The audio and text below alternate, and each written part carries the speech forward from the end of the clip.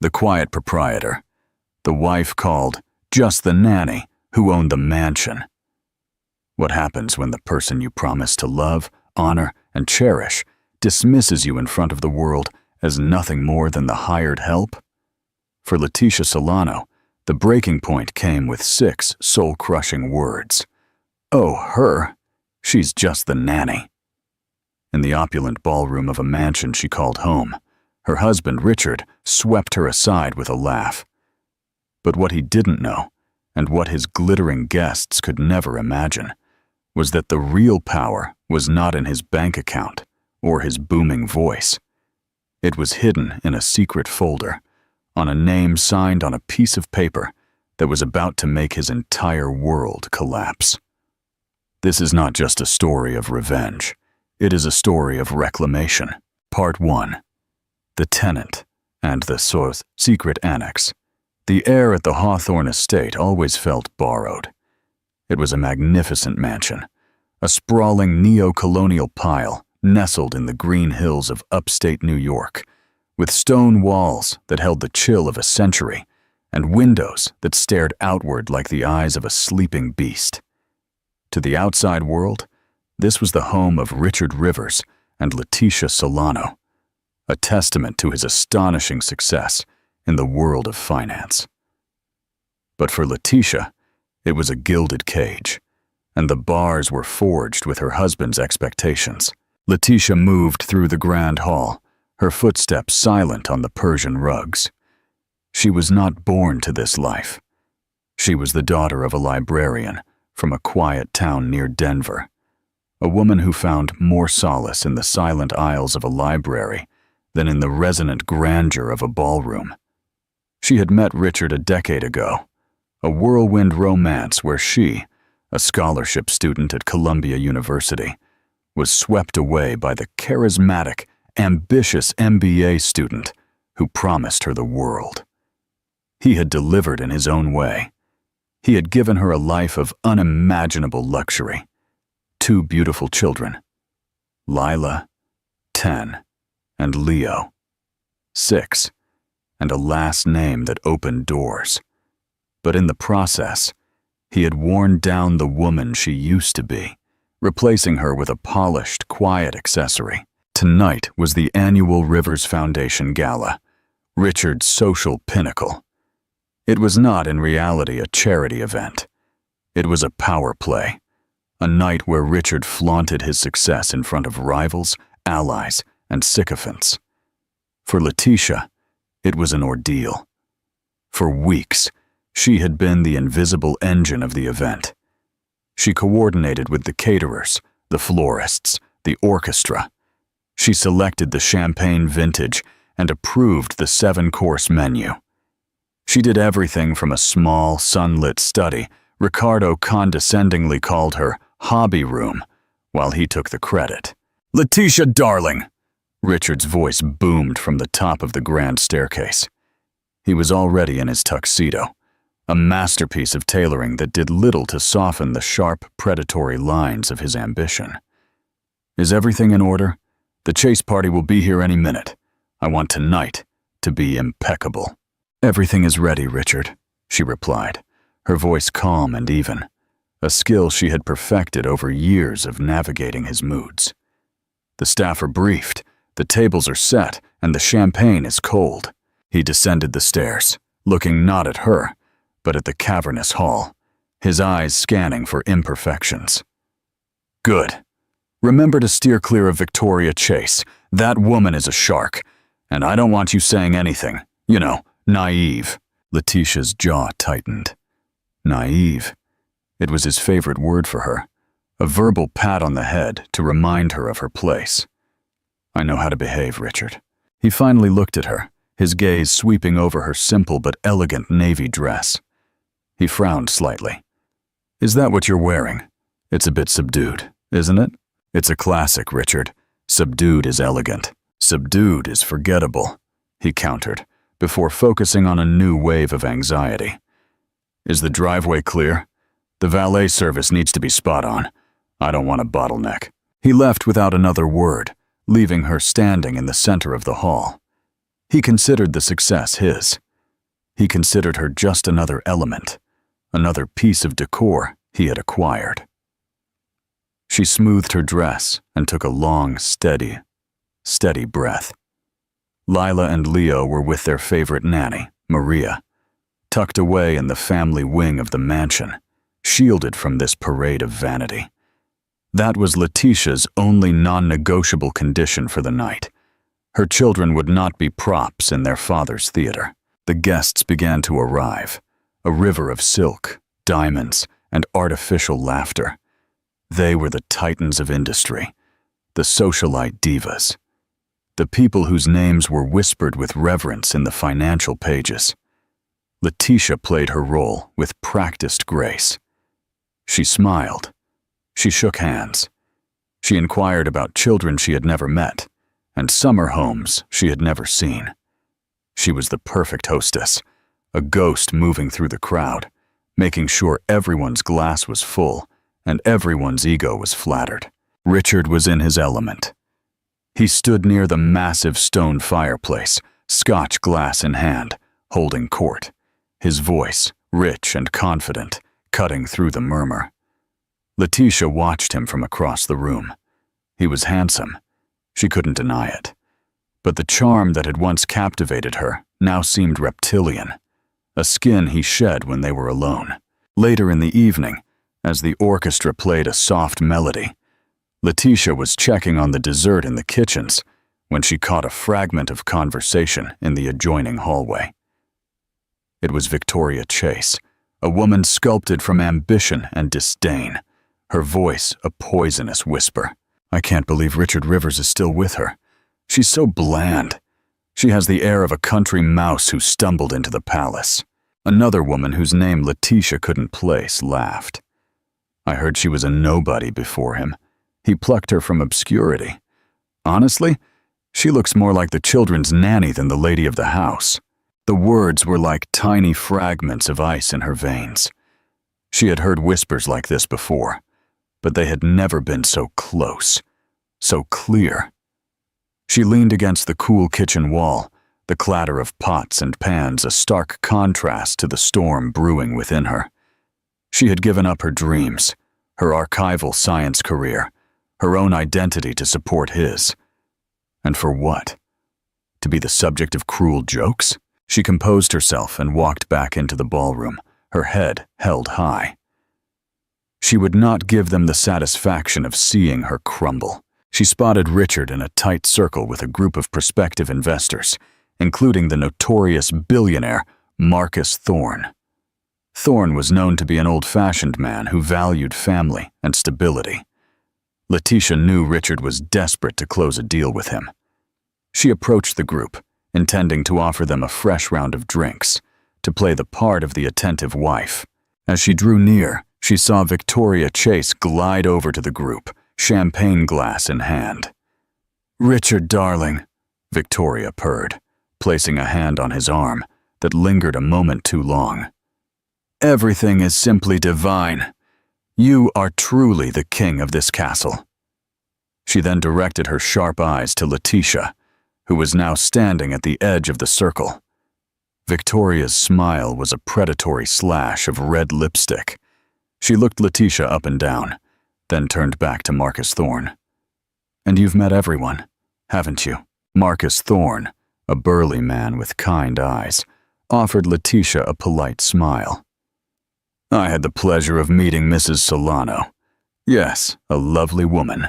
Richard, basking into the praise and anxious to maintain his alpha status in the group, made a fatal dismissive gesture in Letitia's direction. He chuckled, a sound meant to be charmingly self-deprecating, but that landed with the force of a slap. "Oh, Letitia," he said, his eyes never meeting hers. The entire circle turned to look at her. The music seemed to fade. The world narrowed to that single horrible moment. "Don't mind her. She's a worker bee. Keeps the whole operation running smoothly. Think of her as the executive nanny." He then made it worse. As a new couple approached, the woman asked, pointing to Letitia, "Is that your wife, Richard? I don't think we've been introduced." Richard, high on his own importance and the adulation of his guests, delivered the final, devastating blow. He waved a hand dismissively. "Oh, her," he said with a laugh loud enough for everyone to hear. "She's just the nanny." An uncomfortable murmur rippled through the group. Victoria Chase's eyes gleamed with triumph. Marcus Thorne's polite smile faltered, replaced by a look of deep discomfort. For a few seconds, there was a terrible, resounding silence, where the only sound was the fizz of champagne bubbles. Letitia stood paralyzed. It wasn't a joke. It wasn't a slip. It was a public execution of her identity. Every sacrifice she had made, every lonely night she had endured, every condescending comment she had swallowed, it all converged into a single, unbearable pressure point. He had not only insulted her, he had erased her. In his world, in this house, she was nothing more than the help. Something inside her, something long dormant, snapped. The pain, white-hot and stinging, was there. But beneath it, a different sensation began to surface. It was a cold, clear, unyielding rage.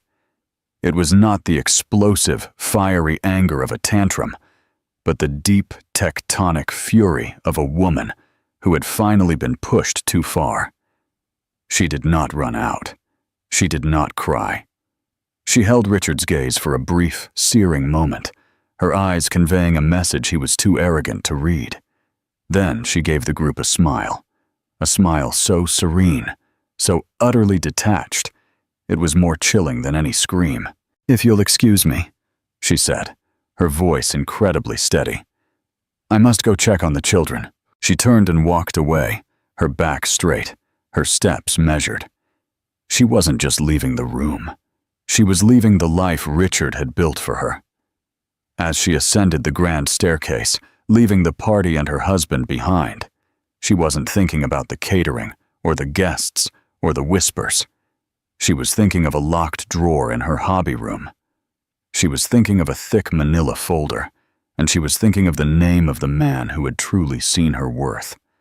Arthur Hawthorne, the original owner of the mansion, the man who had left her a secret weapon, a final, beautiful checkmate in a game she hadn't even realized she was playing.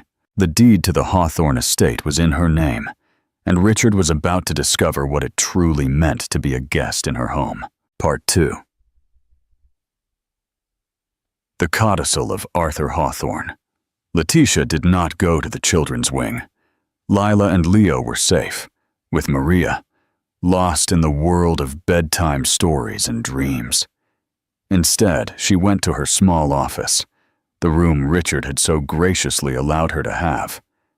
She closed the heavy oak door, the click of the lock sounding like the first turn of a key in the ignition of her new life.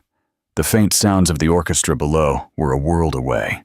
Her hands trembled, not with fear, but with adrenaline. Just the nanny. The words echoed in the sudden, profound silence of the room. For years, she had accepted his narrative, that he had saved her, that her life was a gift from him. She had believed the price of this gilded cage was her voice. Tonight, she realized the price was her soul, and she was no longer willing to pay it. She knelt down and pulled open the bottom drawer of her antique writing desk, a piece she had purchased herself with a small inheritance from her grandmother, one of the few things in the house that was truly hers. Tucked beneath a stack of old art history textbooks was the manila folder. It was worn at the edges, the paper soft with age. Her name, Letitia Vance, her maiden name, was written on the tab in faint, trembling script. Not her own. Inside was a collection of documents, but she bypassed all of them. Her fingers sought the primary one. It was a thick, stiff, important-looking parchment, the official deed to the property known as the Hawthorne Estate, including the main house and the surrounding 250 acres. And there, under the section marked Owner, was her name printed in black ink, undeniable, Letitia Maria Vance. Beneath the deed was a sealed envelope, addressed to her in the same elegant, trembling handwriting. She had read it only once the day it was delivered, and had found the contents so overwhelming, so bittersweet, that she had sealed it away, almost afraid of its implications. Tonight, she needed to read it again. She needed to remember. Her mind flashed back 12 years to a time before Richard, a time when she was just Letitia Vance, a brilliant but struggling graduate student. To pay for her studies at Columbia, she had taken a job as a companion and archivist for a reclusive, fabulously wealthy elderly man, Arthur Hawthorne. Arthur was the last of his lineage, a childless widower, living out his final years in the very mansion she now called home. He was grumpy, brilliant, and profoundly lonely. The world saw him as an eccentric hermit, but Letitia saw a man with a deep love for history, art, and quiet integrity. He hired her to organize his massive personal library, a task that was more a ploy for company than a genuine need for an archivist. They spent hundreds of hours together in the dusty, sun-drenched library of the Hawthorne estate. He told her stories of his life, of the changing world, of the paintings that adorned his walls. He taught her about finance, not the predatory kind Richard practiced, but the patient, value-based investing of a bygone era. He, more than anyone, saw the sharp, inquiring mind beneath her quiet exterior. "The world is full of noisy men, Letitia," he had told her one day, his voice a hoarse whisper, looking out over his estate. "Men who mistake volume for value. They build empires on sand and call them fortresses.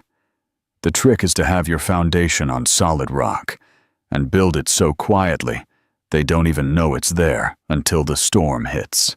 When Arthur's health began to fail, Letitia became his primary caregiver, a role she took on with genuine affection. It was during this time that she met Richard, who was a junior associate at the firm, managing a small part of Arthur's vast estate. Richard was charming, attentive, and deeply impressed by her proximity to such wealth. Looking back, Letitia could see the early red flags. His questions were always about Arthur's net worth, about the value of the art, about the estate. At the time, blinded by what she thought was love, she saw it as ambition. Arthur saw it for what it was. "He looks at this house the way a wolf looks at a sheep," Arthur had warned her, his frail hand covering hers. "Be careful, dear. Men like that don't acquire things. They consume them, and they consume people, too." She had defended Richard, assuring Arthur he was different. Arthur had simply patted her hand and said, "I hope you're right. But hope is not a strategy. One must always have a fortress." Arthur Hawthorne passed away peacefully a few months later. In his will, he left a generous but not extravagant sum to Letitia, enough to finish her studies and live comfortably. The bulk of his fortune went to establishing a new wing at the Metropolitan Museum of Art. The house and its contents were to be sold, and the proceeds would fund the endowment. What Letitia didn't know, what no one knew except Arthur's most trusted attorney, a quiet man named Samuel Durrance, was that there was a secret annex to the will, a codicil. Letitia opened the letter in her office. Arthur's words seemed to lift from the page, his voice ringing in her memory. "My dearest Letitia, if you are reading this, then I am gone, and you are likely feeling a little lost. I write to you because you were the only person in my final years who saw a man, not a bank vault. You shared your intellect, your kindness, and your time, none of which had a price, and all of which was invaluable. I have left you a sum in my public will, but I have also made a private provision. I worry about you, dear. You have a good heart, which in this world can be a liability. That young man, Richard Rivers, has the scent of ambition, and it is a scent that often sours into greed. He wants this house, I know. He talks about it as if it were his birthright, and perhaps one day he will have the means to acquire it. That is why I have made a rather unusual arrangement. I have instructed my counsel, Mr. Durrance, to use a separate private trust to anonymously purchase the Hawthorne estate when it comes up for market. He is then directed to sign the deed over to you, Letitia Vance. The house is yours. It was always meant for someone who appreciated its soul, not its square footage. Let Richard believe he's the king. Let him build his empire of sand within these stone walls. This house, this land, this rock-solid foundation, it is your fortress. If ever the day comes that you need to remind him and the world who you are, this deed will be your voice. Do not use it out of spite, but out of necessity. Use it to protect yourself and your future. Use it to be free. You are not naive, Letitia. You are kind. Do not let anyone convince you they are the same. Yours in memory, Arthur Hawthorne. Tears streamed down Letitia's face, not of sadness, but of deep, heartbreaking gratitude. Arthur had seen everything. He had predicted the storm. He hadn't just given her a house. He had given her a lifeline, a secret power held in reserve for the exact moment she needed it most. For 10 years, she had lived in this house as a guest, deferring to Richard on every decision, when he proudly announced 6 years ago that he had finally raised the capital through leveraged loans and deals to buy the Hawthorne estate, his final trophy. She had played the role of the surprised and delighted wife. She had watched him sign what he believed were mortgage documents and purchase agreements, all expertly orchestrated by the discreet Mr. Durrance, who had ensured Richard's funds were channeled to a holding company that then sold the house to her. In reality, Richard had been paying a private loan to a trust Arthur had established, a trust Letitia now controlled. He hadn't been building equity.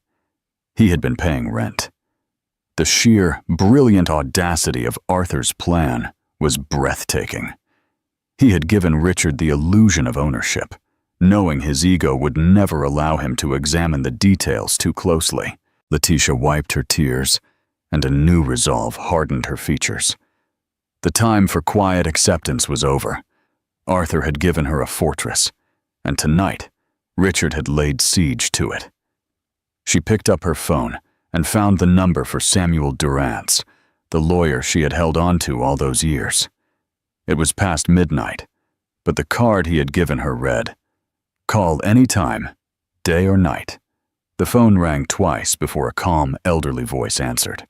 "Durrance, Mr. Durrance," Letitia said, her voice slightly shaky but clear. "It's Letitia Solano, Letitia Vance." There was a pause on the other end, and then a gentle understanding.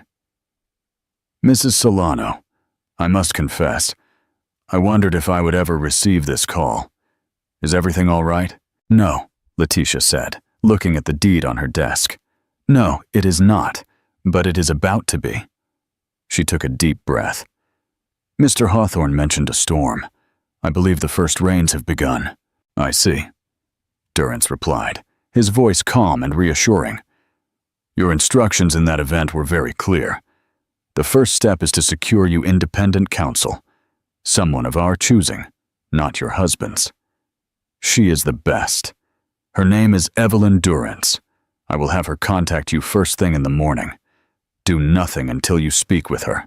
"And the second step?" Letitia asked.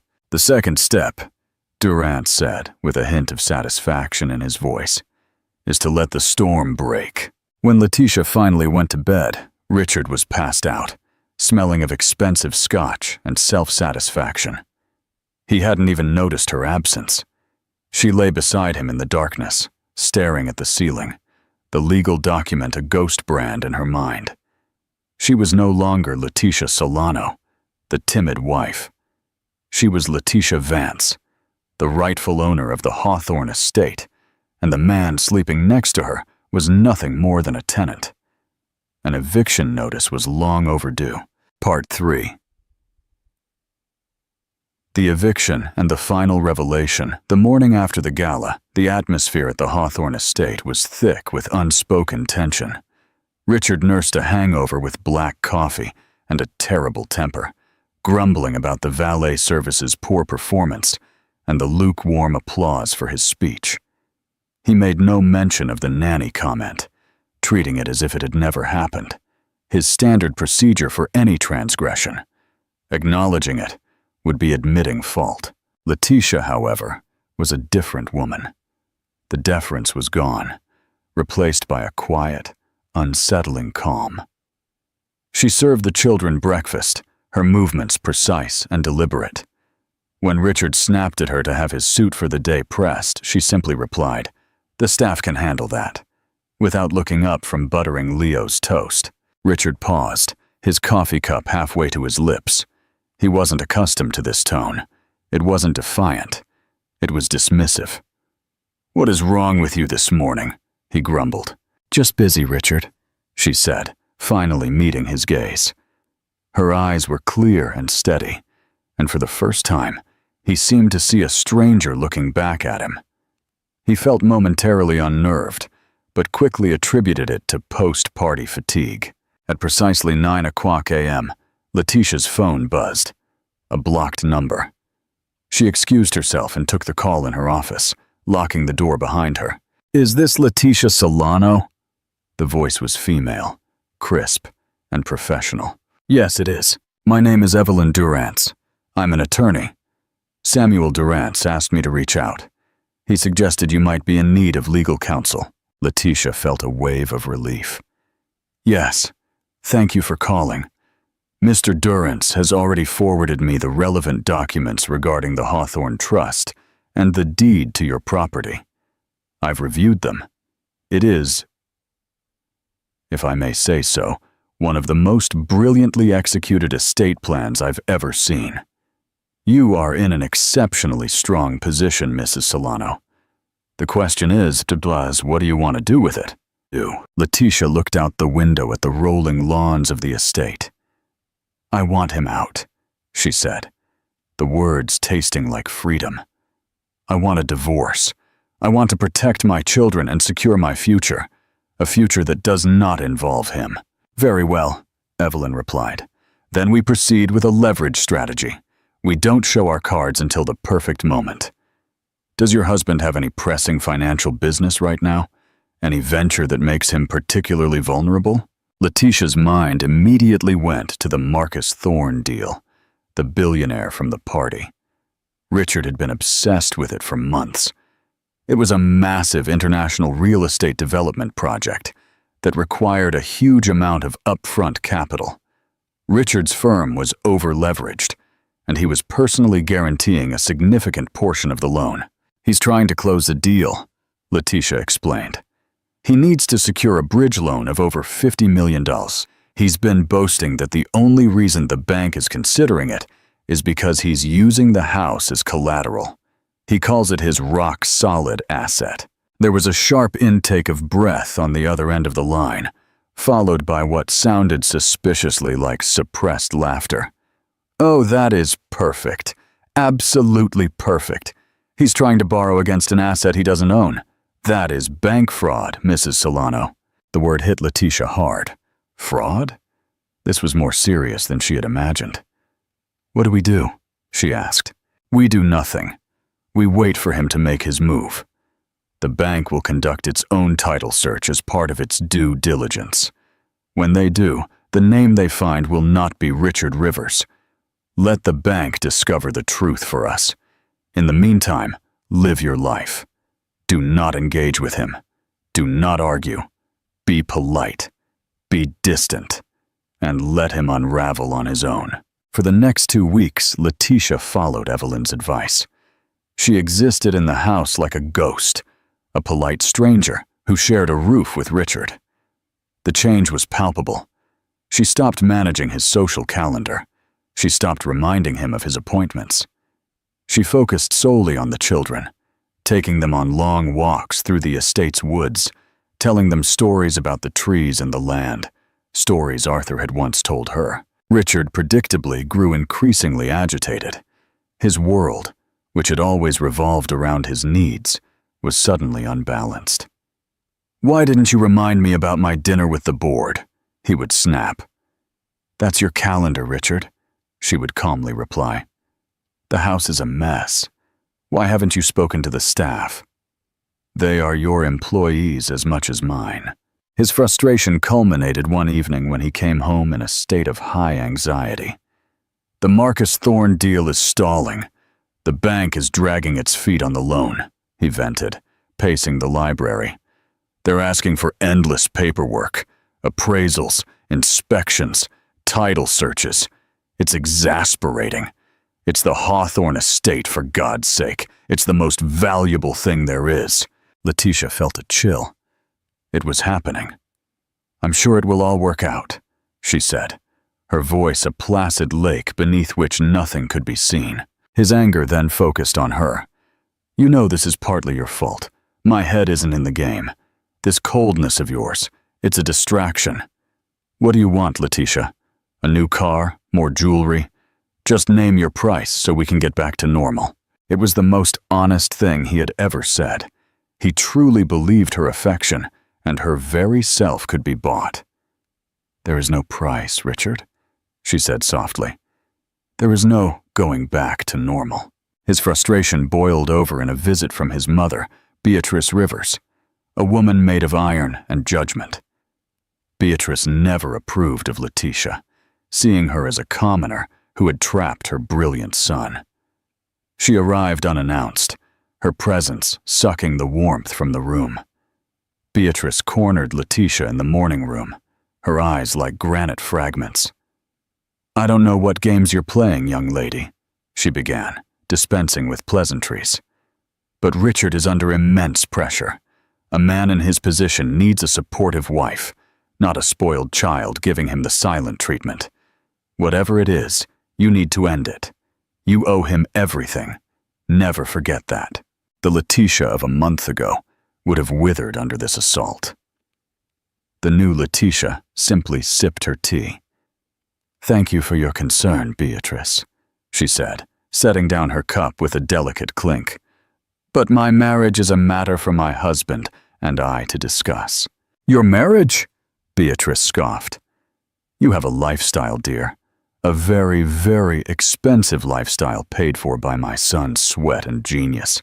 Don't mistake yourself and start thinking you have a say in how he runs his life." Letitia stood up, her height matching the older woman's. "I think you'll find," she said, her voice low and clear, "that I have a say in a great many things." She looked around the opulent room at the invaluable antiques and the silk wallpaper. "Especially when it comes to this house." Beatrice was struck speechless. An unknown, exasperating state for her. The breaking point came a week later.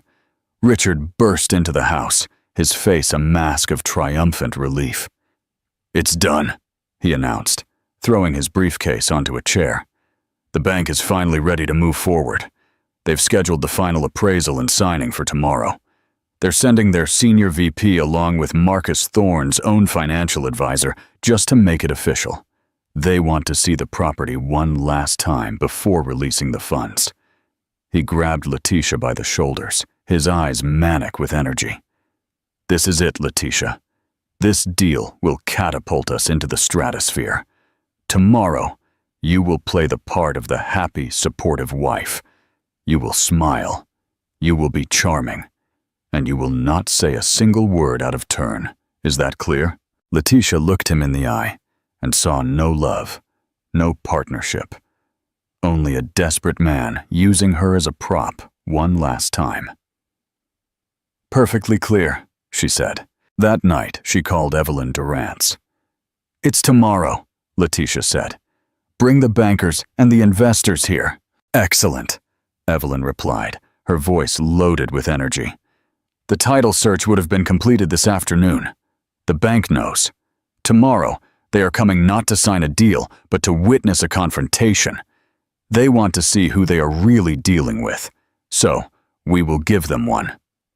What do I do tomorrow? At the appointed hour, you will arrive at the house. You will be let in. And then, Mrs. Solano, we let the storm break. The next day dawned bright and clear, a perfect autumn morning that stood in cruel discord with the tempest brewing inside the Hawthorne estate. Richard was a whirlwind of nervous energy, barking orders at the staff and changing his tie 3 times. He wanted the house to look like a fortress of wealth and stability, a physical manifestation of his own success.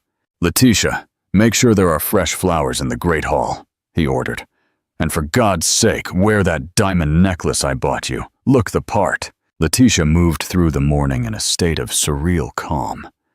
She dressed not in the flashy jewels Richard demanded, but in a simple, elegant cashmere dress in a deep forest green. It was a color Arthur had always said brought out the intelligence in her eyes. She felt armored in it. At 2:00, 2 black sedans crunched on the gravel driveway. Richard rushed out to meet them, his face stretched into a pained smile. Out stepped Marcus Thorne's advisor, an elegantly dressed woman named Mrs. Albright, and 2 grim-faced senior bankers, a Mr. Henderson and a Mr. Cole. Richard ushered them inside, his voice a resonant symphony of false bonhomie. "Welcome, welcome, welcome to my home," he declared, sweeping his arm to encompass the majestic grand hall. As you can see, a solid rock foundation. Letitia watched from the top of the stairs. Henderson and Cole exchanged a brief, almost imperceptible glance. "An impressive property, Mr. Rivers," Mrs. Albright said, her tone neutral. "Truly magnificent." "Please call me Richard," he insisted. "Allow me to give you the grand tour before we sit down to sign the final documents.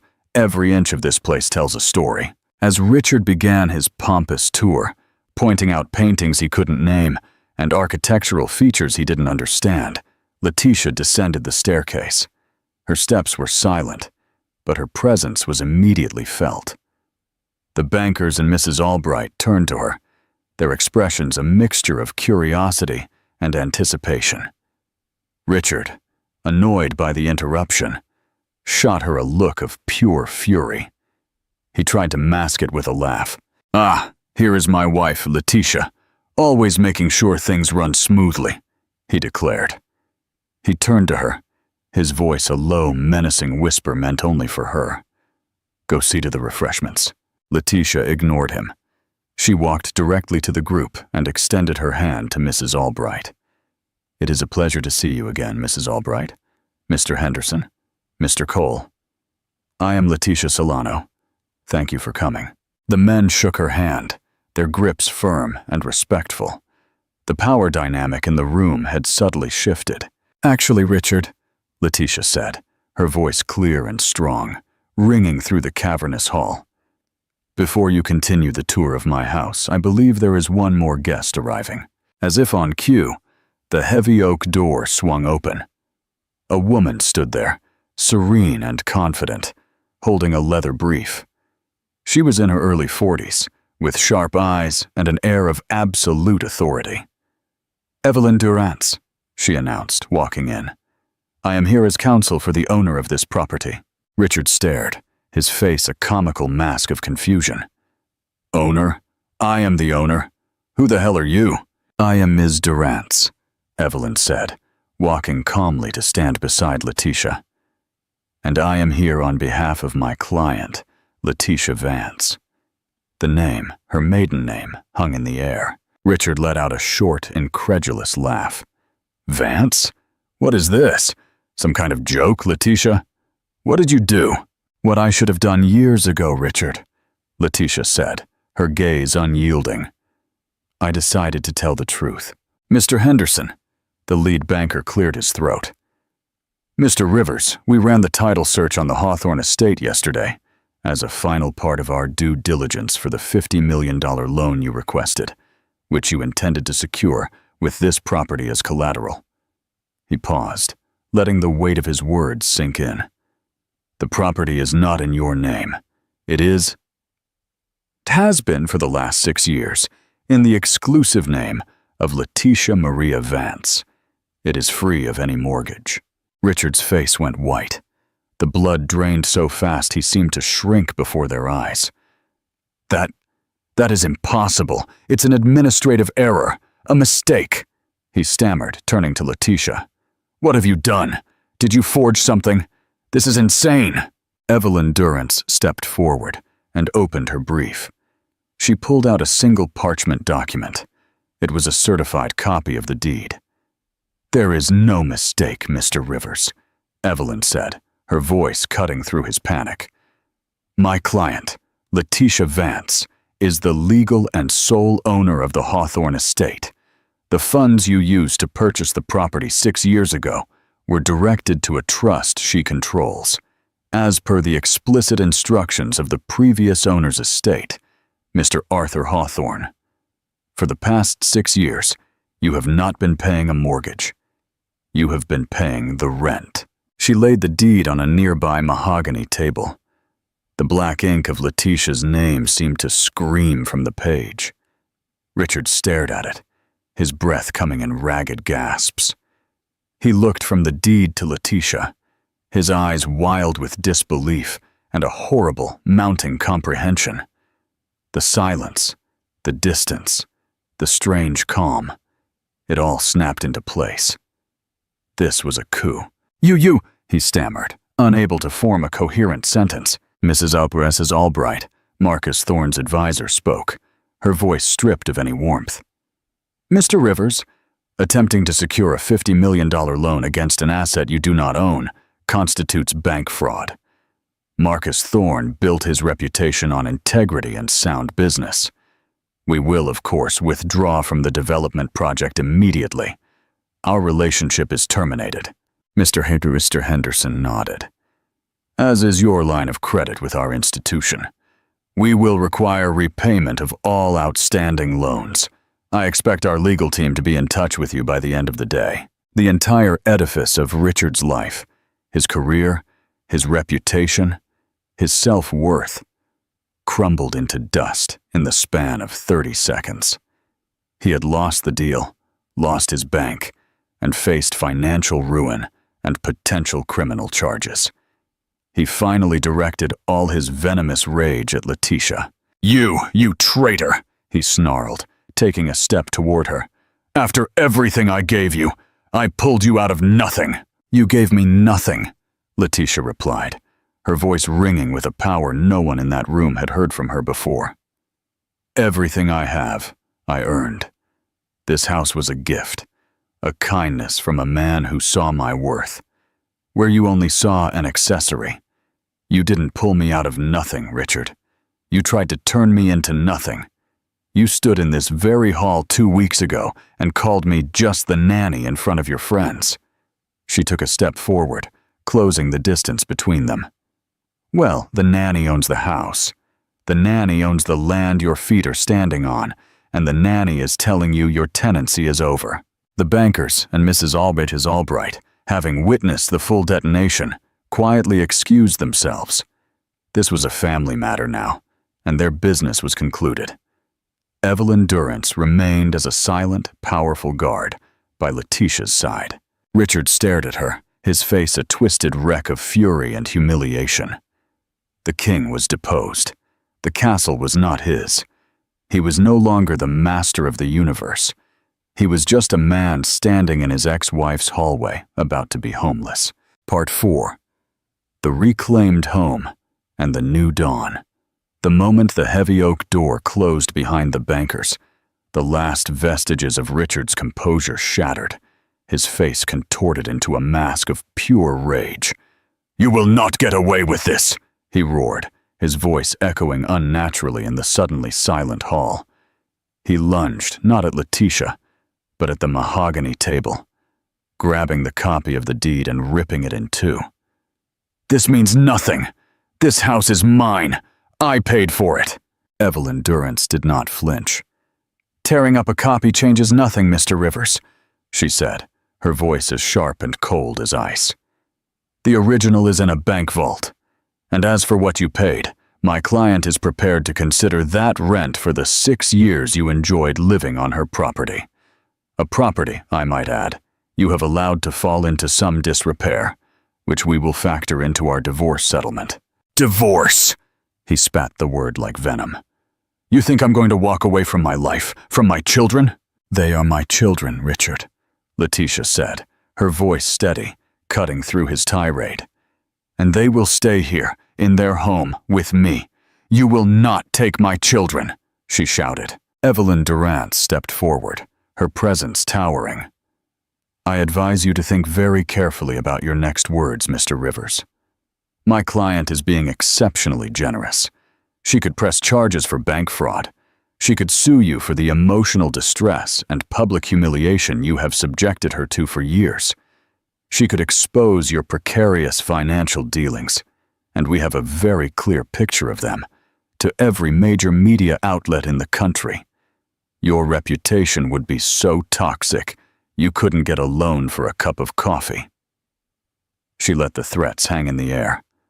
"Or," she continued, her voice softening slightly, "you could accept the terms of the separation agreement we have drafted. You walk away with your personal belongings and a silence order, promising never to contest custody of the children or disparage their mother. In exchange, she will not press charges and will not pursue you for the millions you technically owe her. You will be free to go and try to salvage what is left of your pathetic career. The choice is yours. A quiet, humiliating exit or total annihilation." Richard stared at her, then at Letitia. He saw no weakness, no hesitation. He saw 2 women who had him completely cornered. The fight drained out of him, replaced by the hollow, bitter certainty of defeat. He was a predator who had been outmaneuvered, and he knew it. He let the torn pieces of the deed flutter from his fingers to the floor. Without another word, he turned and stomped up the grand staircase. The sounds of slamming doors and forcefully pulled open drawers echoed through the house.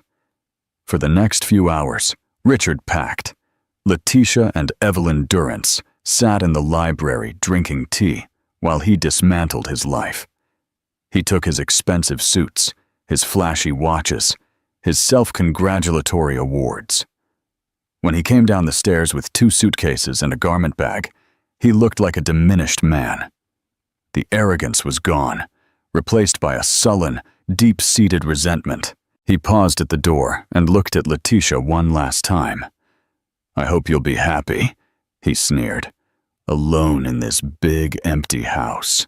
"It's not empty, Richard," Letitia said softly, thinking of Lila and Leo upstairs, safe and oblivious.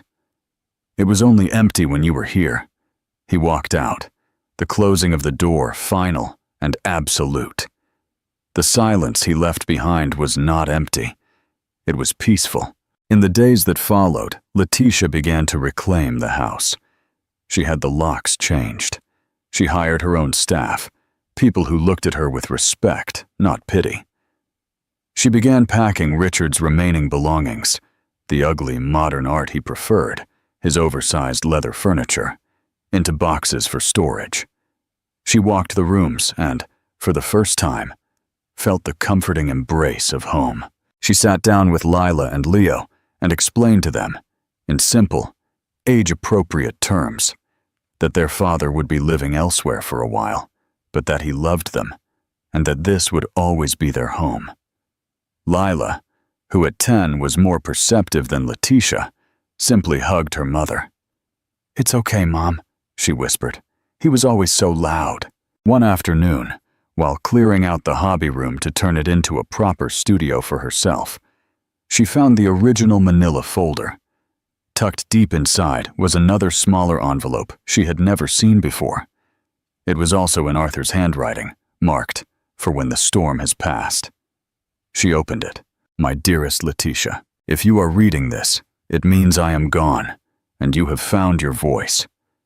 It means you unleashed the strength I always knew you possessed. I am proud of you. The house was never a weapon. It was a key to a door behind which your true life was waiting for you. Do not live in my house, dear. Make it yours. Fill it with laughter, with art you love, with children and friends.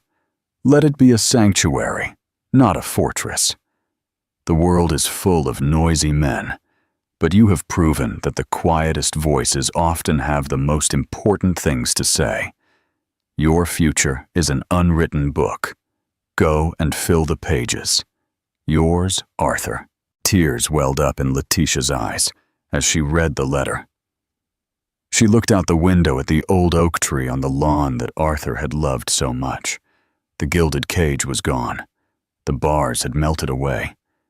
She stood in her own home, the owner of her own destiny. She was not Richard Rivers' wife, and she certainly wasn't just the nanny. She was Letitia Vance, and she was finally whole, gloriously free. In the end, the grand mansion was not the prize. The true victory was Letitia's recovery of herself. She proved that true power is not about wealth or status, but the quiet strength found within us, waiting for the right moment to emerge. Richard Rivers built his world on a foundation of arrogance and illusion, and it only took one piece of paper and one moment of courage to bring it all down. Letitia didn't just evict a cheating husband.